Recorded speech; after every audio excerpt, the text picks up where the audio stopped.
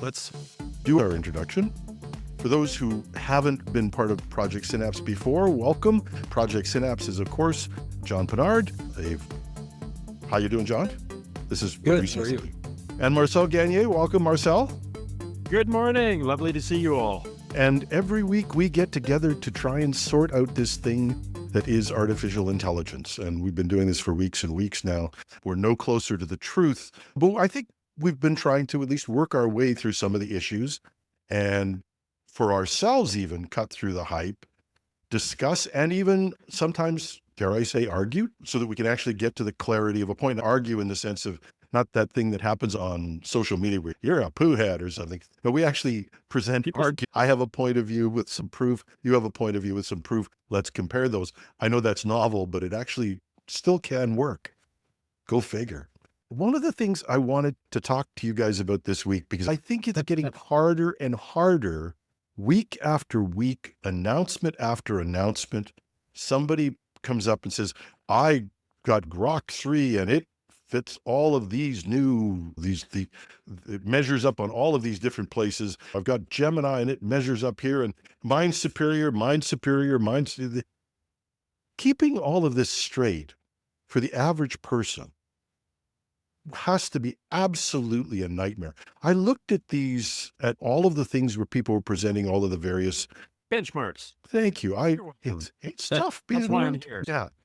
But you take a look at all of these different benchmarks, and when they brought out Grok 3, I was watching either YouTube or checking out something, I can't remember, but the benchmarks went on and on for 2.5 pages.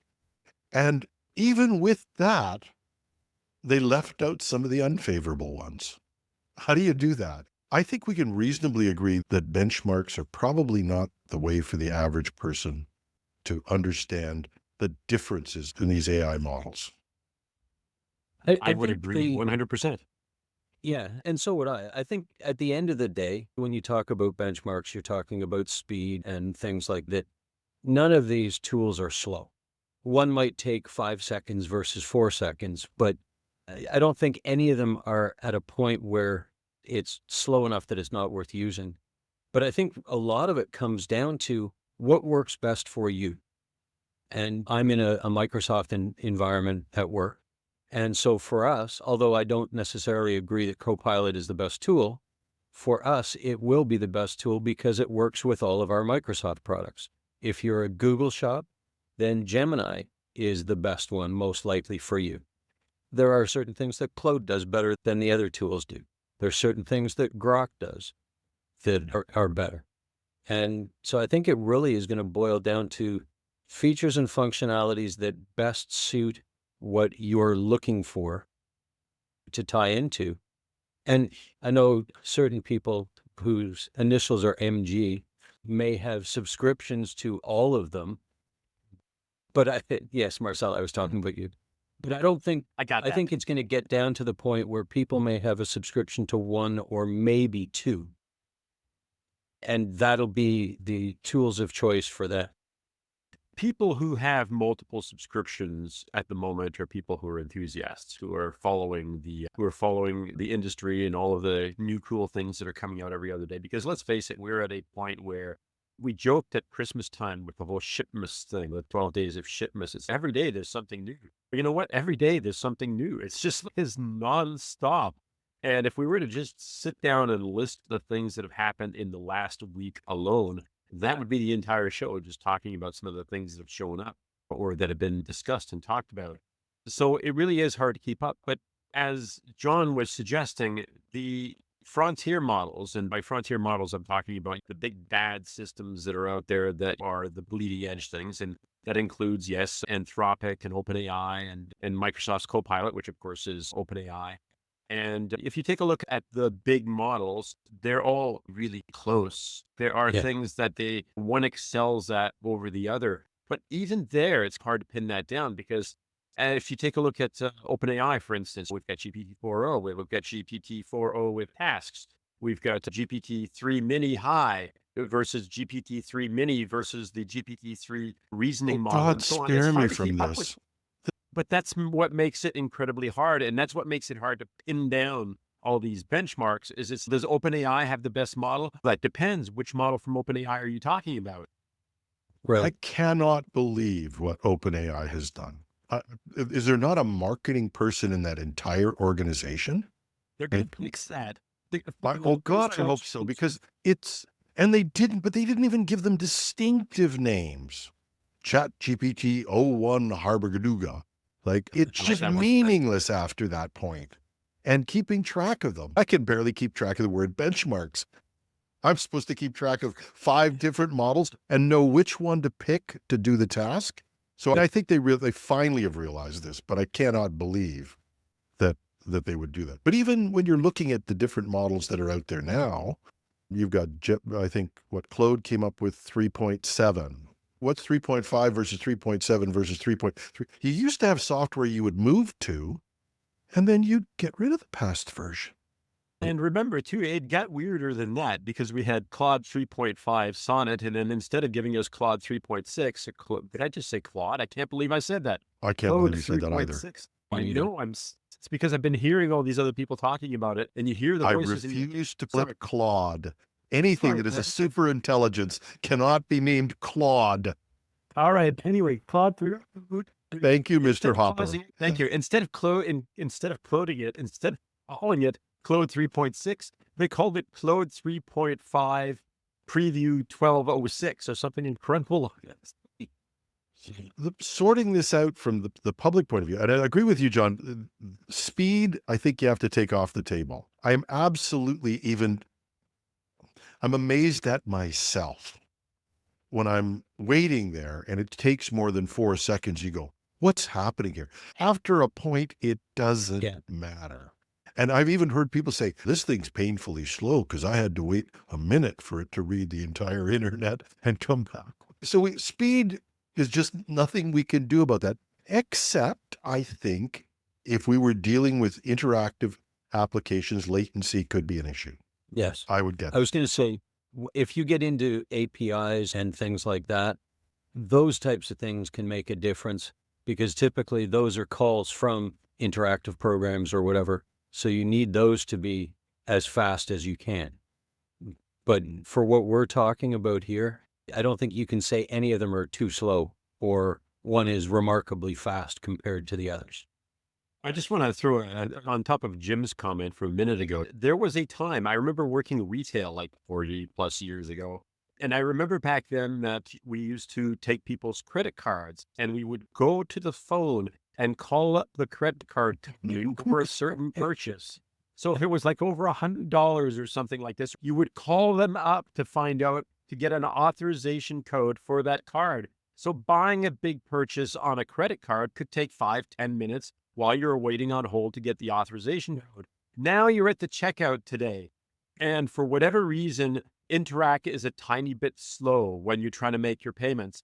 And you had to wait like a whole 5 seconds for the little icon to pop up on the pay terminal. And the person behind the desk or at the checkout says, I'm really sorry, things are really slow today. And I put myself back 40, 45 years and I think to myself, you have no idea. Yeah. Oh, yeah. Even with email, somebody will send you an email. It's not here yet. I don't know what's going on. It's still not here yet. Still not here yet. Yeah. Oh my God, So it took 12 seconds. Yeah. Versus having to send what we call snail mail now that used to take 3 weeks. So let's take speed off the table. The characteristics of these things, I think, matter to some extent. For me, anyway, if I'm doing writing, and it actually depends on the type of writing I'm doing, I find that OpenAI, maybe and I don't mean to contribute to this because you actually had to keep it straight. If I'm using the O1 model, then it actually writes better, my impression of it. But again, this is going to be subjective. Let's explain Claude that. O1 is being the reasoning model. Yeah, the reasoning models, I think, are better. Sorry? You're going to say? I said, not necessarily. It depends on the O1 model that you're using. It's true. Yes, true. But so you go through this and you say, I find the one I'm most comfortable with, but O1 doesn't have a direct link to the internet. So sometimes if I'm 4.0, you need. So you've got these little nuances between these things that you have to settle on. But then I found that Claude is really good for some types of writing, not other types of writing. And that's interesting. Gemini, I've always been afraid of because I just have this perception that there are more hallucinations still in Gemini. I've just seen more of them. And so that's my own felt experience. And then I'm playing more and more with DeepSeek, and it's quite good. I mean, it's solid for writing, and by writing reports or writing things that are where I really need it to improve. Because most of what I use in terms of writing, I'll write a long email, and I used to just read it, and then if I want to make sure I sound intelligent, I try and leave it behind, and then I go read it again, and then I might even read it a third time, and then I'll send it out and see the mistake that I made after I pushed send, and there's nothing I could do about it. So now, to save myself literally sometimes 10 minutes, I'll actually write an email, pop it into my favorite AI, generally Claude or OpenAI, and have it say, just reorganize this for me. And it cuts down on a lot of things, takes out all the cuteness, takes my little smiley faces out and things like that probably I should be more professional then, but I'm not. So it'll take out the nuances, but it actually does check things, and that's good. But Jim, sorry, just to touch on that, your cuteness that you were talking about, Marcel, correct me if I'm wrong, but with OpenAI, you can actually specify, you can describe your persona, right? That says, You can do that. Yes, no, you're right. And you can do that actually with all of them. And I've been doing this for quite a while. Ever since you were able to give custom instructions to OpenAI, I've been doing this. And what I have is I have this big 2 or 3 pages worth of stuff that says, this is who I am. I'm Marcel. This is how I write. This is how I talk. This is the way that I appreciate you responding to me. So no AI that I use on a regular basis will ever use the words, I am an AI model. Never happens, because I have this preloaded set of information on all of these things that say, I'm a casual guy. I expect you to talk to me in a casual way. Unless, of course, we're talking about research, in which point I've actually told you up front that this is what we're doing. Otherwise, I want you to respond in a way that sounds like me. So in fact, I'm looking for a mirror to myself. This is not an ego thing. This is I want the intelligent systems to be an enhancement of my own capabilities, as opposed to being an external thing that I bring in. Now you're putting those in the main stored instructions, right? I've been using the project stored instructions because and this is my problem, is because I do this under different circumstances. I want different behaviors. So I've been using the projects in OpenAI, but I find it forgets. Like I will painfully tell it. Yeah, it's under custom instructions. Yeah, if you actually take a look at your profile, you'll find that there's something down there under settings and all that stuff that actually says custom instructions. That's where I preload all that stuff. I might try and I might change my style on that and try and preload some things into there. But still, when I'm writing something and I want it to check something, or I'm putting something together, a report is different than a short piece or a marketing piece. And I tell anybody, if you read anything that's marketing from me, you've read something written by AI. Why? Because it's a formula and it's just faster to use it. It's better than I am, and I'm pretty darn good. But at that sort of thing, getting it to differentiate. So I was trying to use projects for that to get the differentiated style, but I find out that it does forget. I'll be doing something, it'll do something 6 times really well. And then the 7th time I'll look at it and go, did you even read your instructions? And I actually ask it that. I get very terse with it. I upgrade it. It says, I'm sorry, Jim. So what you have to do there is remember that depending on what it is that you're using, and Claude has had that problem for a while. They have a great context window for understanding, but if your chats get really long, it keeps everything in the chat as part of its context, and the context starts to get mixed up. So what you have to do is it's not so much dealing with it in terms of projects. It's more a question of open a new chat under that project. So you set up the project with whatever the parameters happen to be, how you want it to talk, what it is you want it to do for this particular set of instructions. And that's what's preloaded into the project. And I'm talking specifically Claude here. Although there is now the equivalent, obviously, own thing as well. I'm trying to remember what it's called at the moment. I don't look at it over there. But it's the same thing. It's a project. What you have to do is preload the core information, the really important stuff, as part of the supporting documentation. And this is how I do it. It's not a prompt. I actually have a little document that has all of those things that I want, the way that it writes, the way that it responds, whether I want things terse or quiet or fun or whatever. Yeah. I have all of that stuff in at the beginning as a document that is attached to it. So every time I open a chat, it rereads that initial document. That's essentially Okay. what I'm doing. I haven't loaded. I've been storing it as a document and reloading it just because I figured it can't. It's like chicken soup, can't wait. And it does improve things. These things do have memories, and they do get Yep. messed up. But that's, which sort of answers the question, just bringing this around, as to why you would think about having to keep track of more than one model. Because John, you pointed out, find something that works for you and just work with it. But I found that for different styles, it's better off using a different model. The second thing is because I am now dependent on AI. Like, I have organized my workflows in a number of things where if it's not working, I lose an hour. Like, I have told everybody, I'm running a small publishing company with 1.5 people, where I used to have 5 or 6 to do these podcasts every week. I used to have 5 or 6 people that would do that. We're now down to me and a half a person on tech support.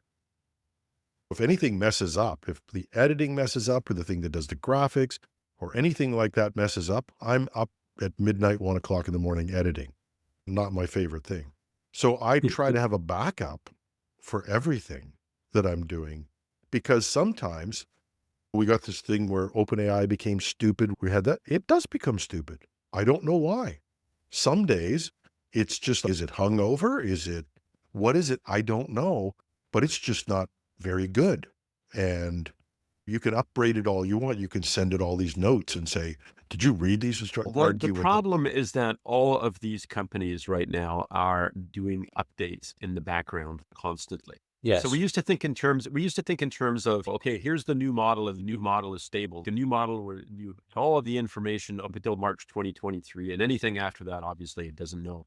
But now the stuff is being updated all the time. Additional information is being fed into the model. The model is continuing to learn. Even as a base model, it is continuing to learn things. The model that you're playing with today is not the model you were playing with yesterday. Even if it looks like it has exactly the same name, they're changing all the stuff under the surface for you. If you think of the internet, just because you searched for something yesterday on the internet doesn't mean that it's the same information that comes up today, because the information out there has changed somewhere in the world since yesterday. Yes. We have to get used to that idea. We joke about the idea that Marcel has a subscription to like 6 or 7 different models, which is actually true. I do. And I also have a couple of subscriptions to places. Like I have a subscription to Poe.com, which lets me access a whole bunch of different large language models, a lot of different image generation stuff, video models, all that stuff. That has limitations because there's only so much crap that they can pass through their API and still keep the systems going. So sometimes you still want to go direct to the source as opposed to an aggregator like that. But in some ways, that is the future. And it's the future because, as we've already talked about, this model may be really good at coding. This model may be really good at instant factual digging up information. This one is really great at research. This one is really great at creative writing. Okay, so they've all got like their thing that shines, that sets them apart from all of the other ones. So we are going to, in the next 1.5 years, all have our own little personalized agents. And those little agents are going to talk to a whole bunch of other models through APIs, through whatever else. And you're probably going to wind up subscribing to one of the big ones, but all of the big ones are also going to pull in information from a variety of other vendors or a variety of other sources and so forth.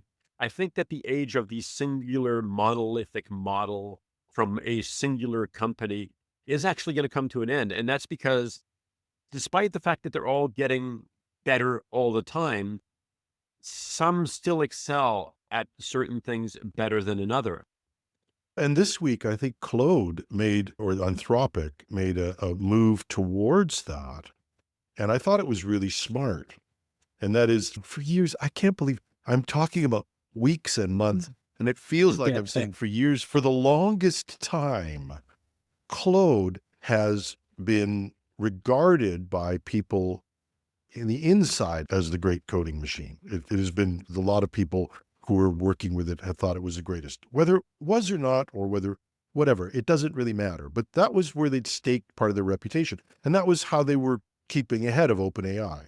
OpenAI has been blasting away, trying to catch up with it. Maybe they haven't. Certainly, Grok has done some incredible stuff in coding. A model like Anthropic, can it be everything to everybody? And I think this last release, they even said, we're not pursuing some of the other things. We're going to stay where we are in creative writing and coding.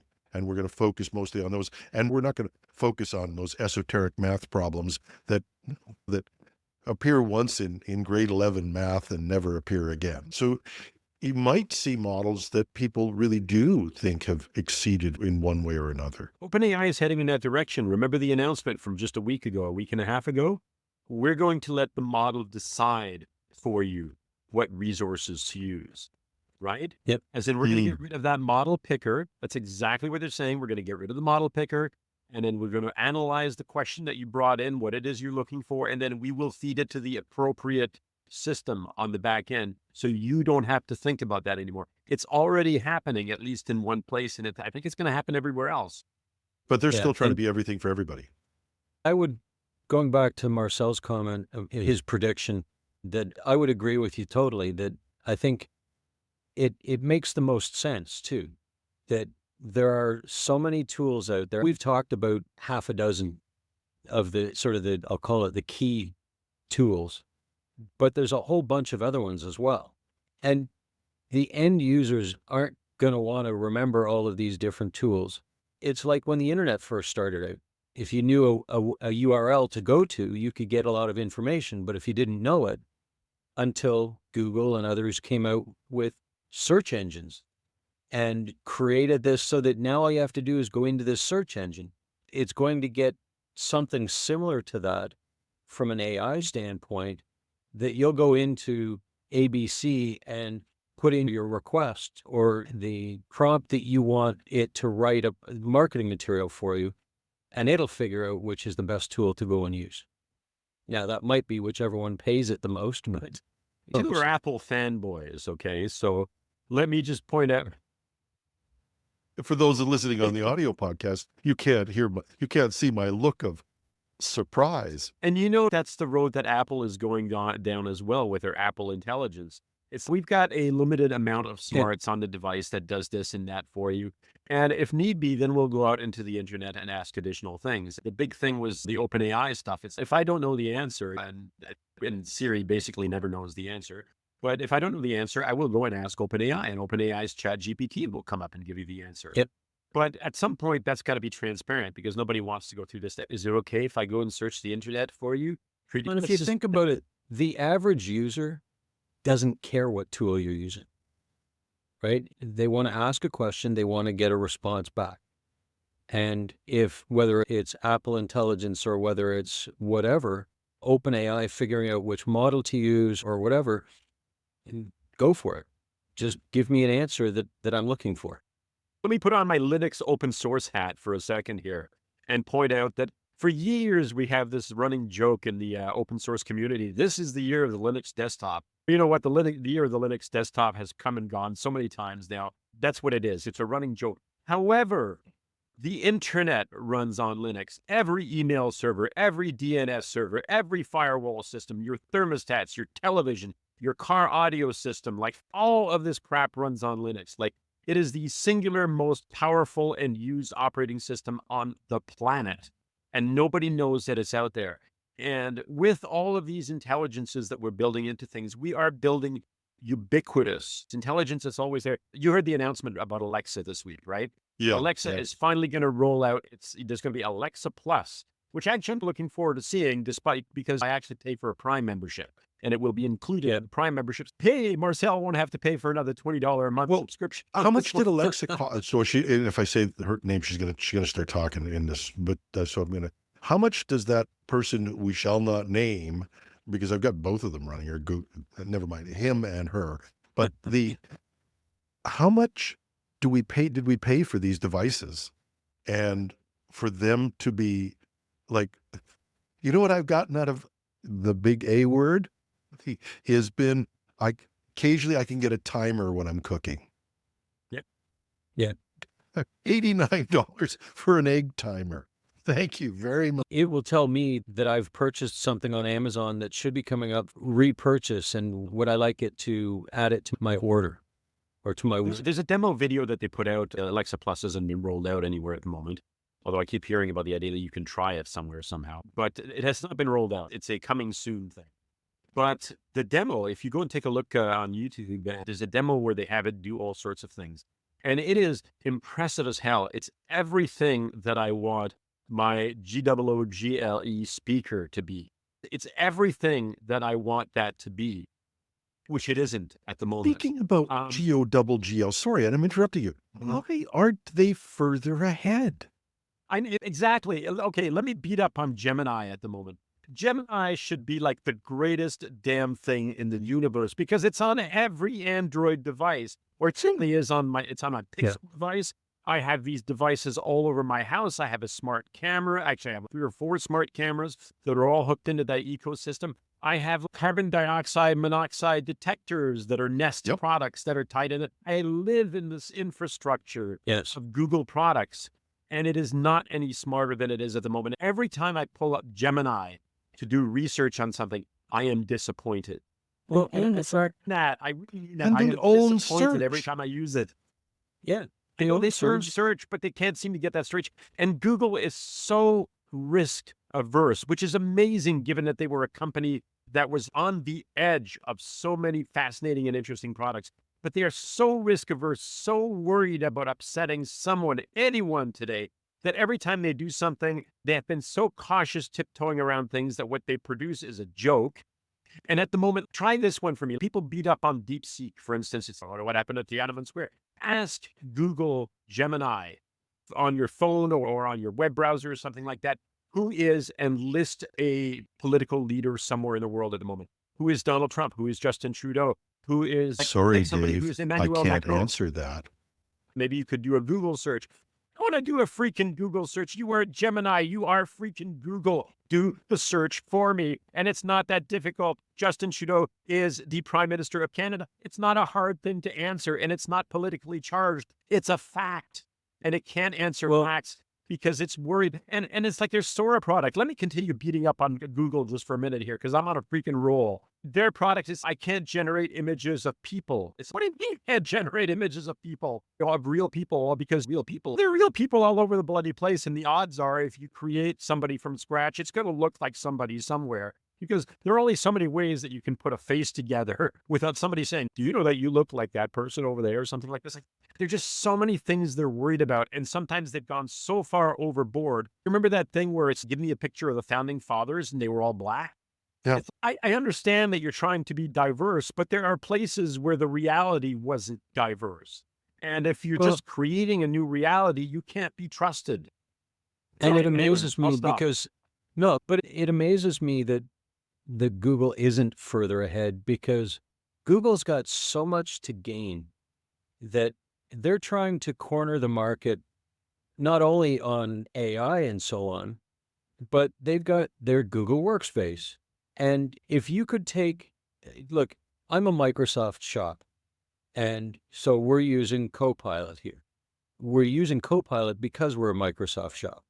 If Google could get their act together and make these things all work well together, which they're trying to, but also like their AI, bring it up to snuff with the others, and with the fact that it works with Google Workspace included, they could corner the market.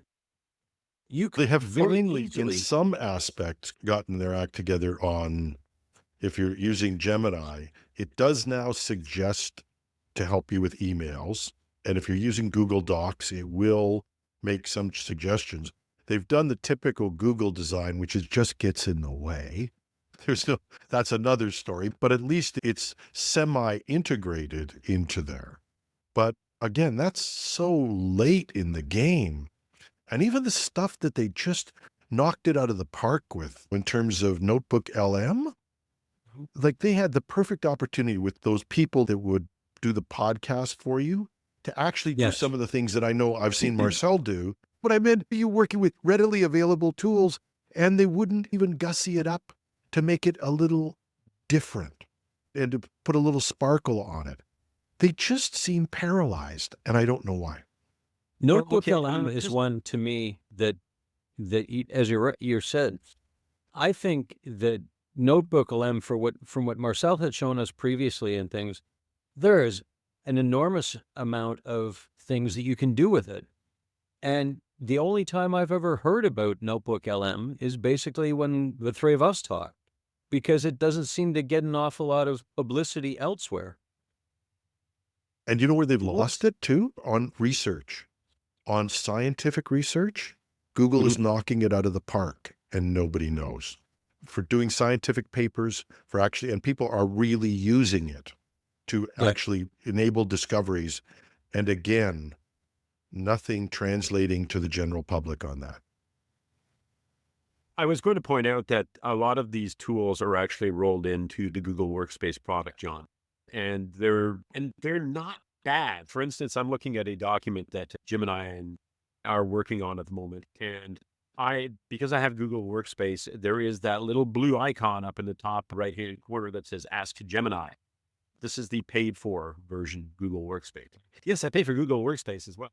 If you click the button, it opens up the Gemini window on the right-hand side in much the same way that Copilot does on the Windows desktop.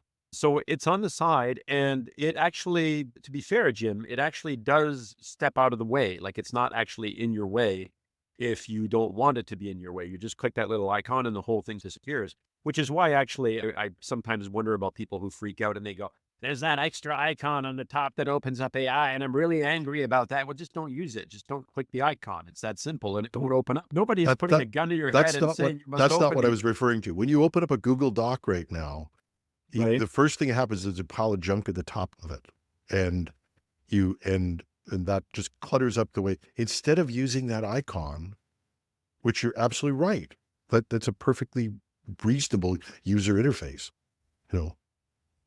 I don't see anything. But you said it. I'm going to pin you down on this, Marcel. You said it.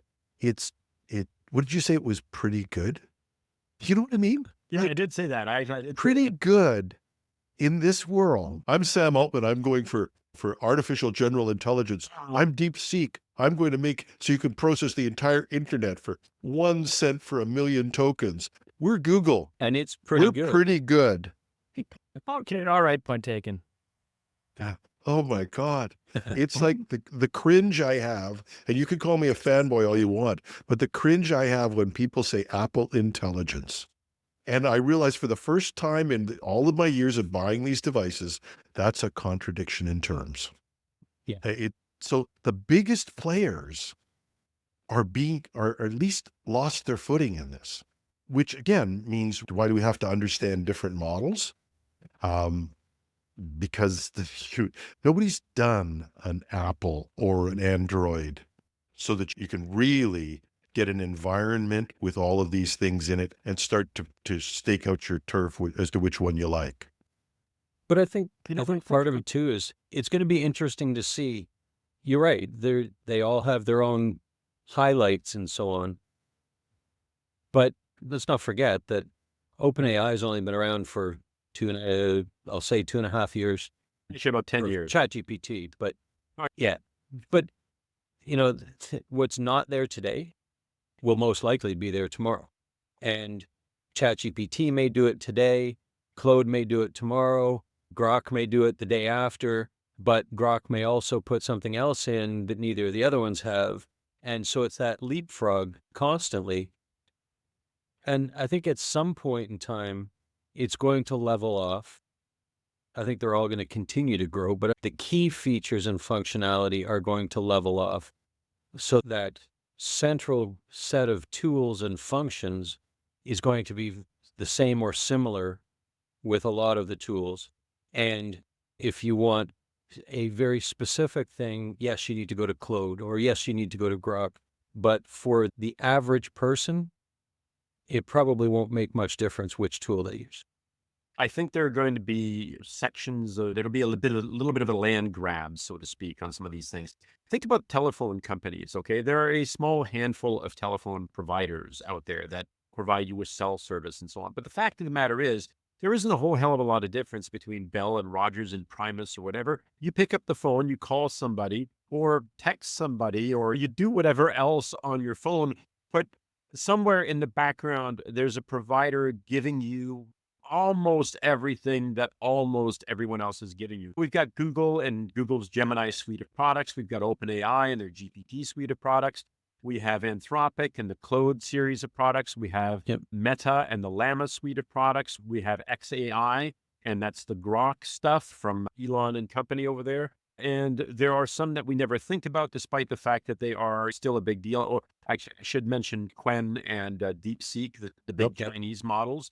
They are definitely big players in the game now, even if nobody really thought about them 6 months ago. They're top of the heap at the moment. There's Mistral in France, which is, a hugely capable and actually amazingly good model. Their latest version, if you want to go and play with that, you can do image and coding and writing and searching the internet real time. And it's actually an impressive product, and it's completely free and it's completely open. So you have access to a lot of these players at the moment. But because everything is converging to, I can give you almost everything that you need almost all of the time, I think it's really going to be much like a cell phone provider. You're going to sign up with a service, and yeah, maybe the other guy has this thing that you wish you had. I hate to admit it, and you'll only hear me say this once, but every once in a while, I see something on Apple that I think would be nice to have on my phone. And this is the last time you'll ever hear me say this. Jim, I think our podcast program has hallucinations. I could have sworn I just heard myself say something about, oh my God. Really good, John. Have you been working on how to automate a Marcel for this? He sounds really authentic until that part where he started talking not trash about Apple.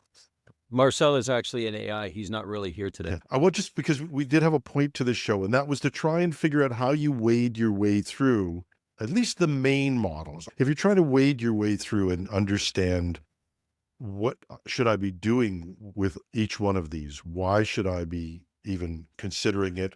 Why wouldn't I just grab one? I'm going to give my piece of advice is I would grab one and play with it if that works. Just exhaust it and see what you can get from it. But there are other pieces, and these are other things that are going to come up, I think. One is truth. This week, it was obvious that Grok had been interfered with, and it had been interfered with so that it would say nice things about Elon Musk and Donald Trump. And if you like Elon Musk and Donald Trump, forget it. Doesn't matter. It's whatever political leader. If you could, we say that DeepSeek won't answer what Tiananmen Square was, but Grok was right there. And forgive me if I don't believe the story that it was a former OpenAI employee working here who decided he really wanted to protect Elon. I'm sorry. That doesn't wash in a place that's run as tightly with Elon's personality in there. And I've seen what he's done on X or Twitter or whatever you want to call it. He's interfered. How do I know that? Because I don't think a programmer blocked his ex-wife or whoever the mother of his last child was. He's an operative in this. So that he didn't know about it, I think stretches credulity. But even if that's true, the fact that somebody can manipulate the facts that you get is not like the internet where you can say, you can't find that. I get that. But this is, I'm going to get this artificial intelligence to tell you things that aren't true.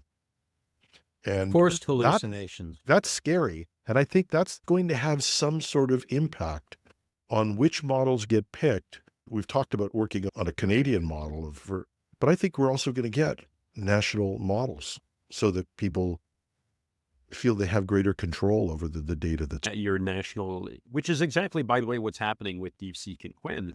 Because the Chinese government is into major corporations in the country, they are effectively painting their national image into the models that are being built there. And the American government isn't? No, I was going to, no, of course they are. Remember when I talked about Gemini, the idea that it won't actually tell you who political leaders are for fear of offending someone? I think that's a real concern, and I think that's a problem. You are going to see that sort of thing. And hallucinations, remember, hallucinations are not a bug. They're a feature of these things. Okay. They truly are. No, If I you agree want with the you. systems to be able to imagine different scenarios, to be able to weigh things, then it has to be able to do that. It just has to. Otherwise, it's not going to be all that useful. You might as well go back to the days of a Google search and hope that instead of giving you a whole bunch of advertisers at the top, it actually starts giving you the honest to God page ranked response that it used to Yep. give you at one point. But when you get down to things, this is where you start to look at the models. And I think we're going to have to make some intelligence decisions. Which one's better at research? Google has stepped up to the mark and is being regarded as, for scientific research, one of the best. I think Unless you're paying the $200 a month, in which case OpenAI's deep research actually does a better job. Okay. I'll take that as real because I'm not paying $200 a month to find out. I will let somebody else find out. And Yes. because 95%, and it still goes down to the 95%, or it used to be 80-20. For me, it's now 95-5. And that is for almost everything I need to research, Perplexity is free. Yep. And it does a very credible job. I was doing an article on Canada and some of the things that have happened in oil and gas, and I didn't need $200 a month. I asked Perplexity. It came up with a whole report of these things, listed and had links to all of its sources, and Yep. it was scandalous. It must have taken a minute and a half.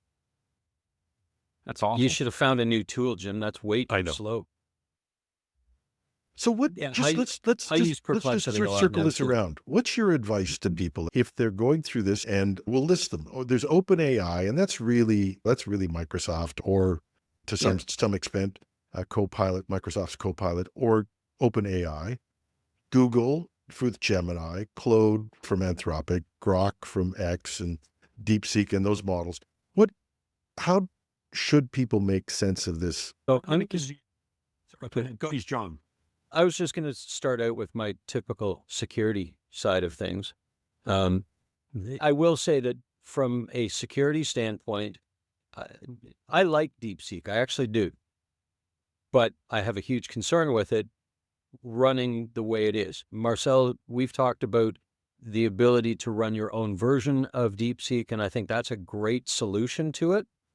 But running it in its existing location and so forth, I'll ask it, help me write a job description, but I won't ask it anything that has any kind of critical information in it. But I think the security to me is a big thing. And I know that, and even the free versions of OpenAI now give you the ability to check a box that says, don't use my material to train the model. Yeah. I don't know how accurate or thorough that is, whether it still puts some things Would out an and not AI others. model lie to you, John? Never. But I think that's a big piece. And as I said, from our standpoint where I work, we're looking at Copilot, not necessarily because we think it's the best tool, because although, as you said, it is essentially ChatGPT, it has its limitations where ChatGPT's gone further than Copilot has. Yeah. However, we can tie it into our Microsoft environment and keep it secure. And I think that for a Google shop, it makes more sense to use something like Gemini because they can easily tie it into their Google environment and so on. But I think as far as other than that, what tool to use, Well, I think you have to pick one you're comfortable with. One thing I'm going to jump in with you on the security part of this, though, is that I think you've given sage advice in terms of some of the ideas that you need for corporate security. But one thing that people need to be screaming from the rooftops, do not download anything that is not mainstream, and even then be careful. Yes. There are so many apps out there and things that are just malware. And I don't know why Android can't keep up with them, or even Apple can't keep up with them. But the one that came up this week was this, and it's not an AI thing, but it's a TikTok substitute called Red R or something like that. It's just full of malware. And when you're downloading apps, you have to make sure you get the original one from the model. OpenAI, Yes. if you go through, there's 25 or 30 or 50 with their logo on it. Same thing with everything. And this stuff, I would not put this on my phone to save my life, let Yeah. alone onto my laptop. And tied in with that, Marcel's talked before about some of these tools that will start to control your computer for you, that they will start to take action for you. And that's scares the hell out of me too, because what else is it doing? Because you have to give it authority to access certain things within your computer.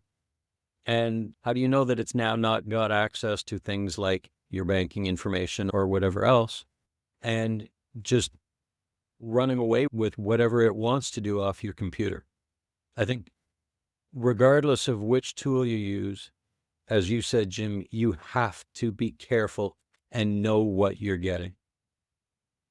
There's an old term that predates all of this stuff. In fact, it predates computers, called social engineering, which is basically you're hacking other human beings. That's what the magician does on stage. They're doing something over here, but they're saying, look here instead. So you don't notice that. So these sorts of things have been around since forever, as long as humans have existed. And we have these weird ideas that people are intelligent, autonomous agents that are able to make rational decisions, but that's not true. Humans are stupid creatures and easily manipulated. And it's only when you actually step back and take the time to think about these things that you realize that there is a danger. People are always talking about, oh, I'm worried about my personal information. And then they download Red One or whatever the hell it was called and turn over all their personal information to it. Yes, I agree to absolutely everything that you tell me. I used to make jokes about that stuff all the time. Everybody's made that joke. What did the end user agreement say? It said, okay. It was like, that's what it said. It said, okay. Okay. There were like 17 freaking pages of information, and you scroll down at the bottom and you click okay. So you could use a big cat, but that's the fact is people don't. And why did you click okay? Because it didn't have a place to go whatever. That's good. I like that. Guys, we've got to wrap. We have, speaking of whatever, we got to wrap for this week. This was a start. And for anybody listening to this, I hope we weren't too stumbly, but there's a lot to unpack here. And I think I want to see if we can put some more thought to this next week, because I think it is really an issue that everybody's going to be grappling with. I'm going to throw a parting thought out there. Can I? Quick parting thought? When I was writing extensively about Linux desktops and open source stuff, one of the things that came up all the time was the idea that there's like a gazillion distributions out there. And then the question was always, which one should I use? Okay. And my answer was always, use the one your friends are using. Okay. That's the best advice, because then you have a support group, a number of people who are working with the same technology, and then you get to take advantage of that. If your entire in-house infrastructure is built around Apple, for instance, get your smart Apple devices and scatter them around the house. Why? Because they'll work better together. If you've got a GOOGLE SHA you use on a daily basis, then use that stuff. In other words, use the thing that fits your lifestyle the best. Yes. Because there are so many freaking things out there. And if you can't decide on something, talk to your friend who's really into that stuff and use what they're using. Because if nothing else, if they're a half-decent friend, not so good that they'll help you bury a body, but they'll help you move. Okay, if they're a half-decent friend, they'll answer your questions for you. He sounds like he's been disappointed by somebody in the past. We're going to leave it there. Marcel Gagné, John Pinard, thank you very much. And we'll catch you next week with Project Synapse. Live long and prosper.